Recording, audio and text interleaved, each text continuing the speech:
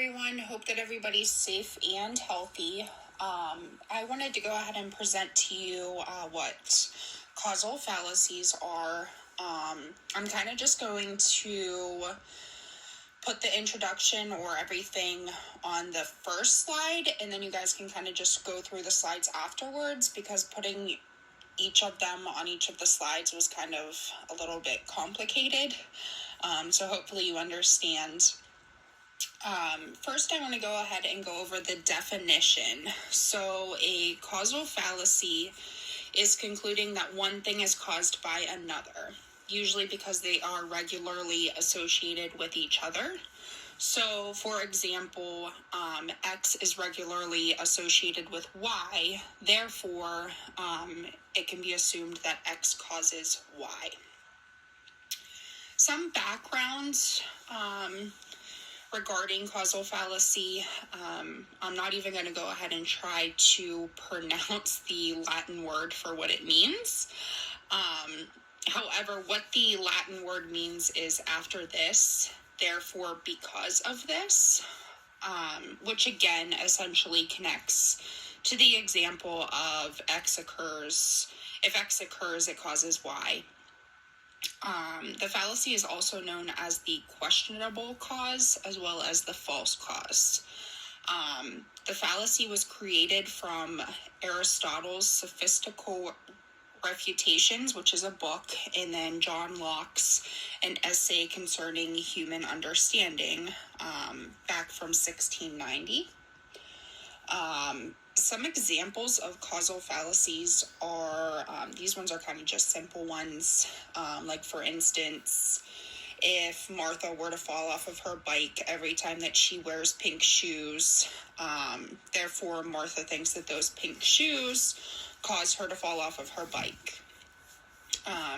Another example is everything started falling apart in my life when I purchased this car, therefore this car is bad luck. It needs to go in order for me to stop having bad luck in my life. Another example is every time it rains, my mom yells at me. Therefore, the rain causes my mom to yell at me. So as you can see here, it's just putting, something happening, and then you're just automatically putting it in, or thinking that's the reason or what causes it.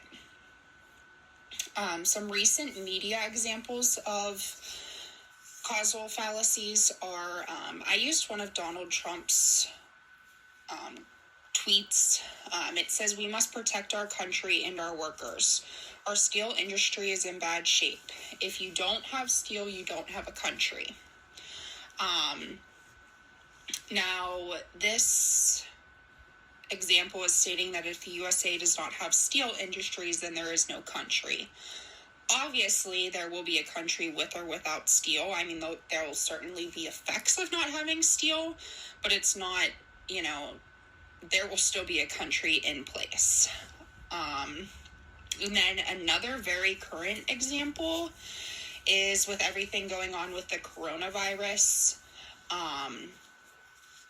For instance, many people are panicking, and as a result, emergency buying everything off of the store shelves. So people associated a virus with causing grocery store closures and stock buying. And now as a result, we have to fight for toilet paper and hand sanitizer. So that's just something that people had automatically associated to that whenever it probably, it didn't need to come down to that.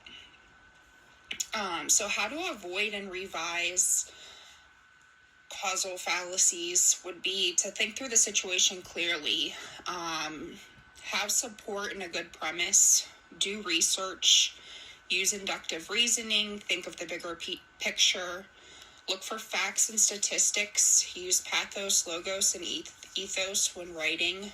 Don't say something, don't just say something, back it up, be credible. Do not make a claim if it cannot be backed up with proof or statistics. Cover and explain all of the important parts of your argument. And then I went ahead and went over my sources used, and then I put a meme that you can go through there. But thank you so much for listening, and continue to stay safe.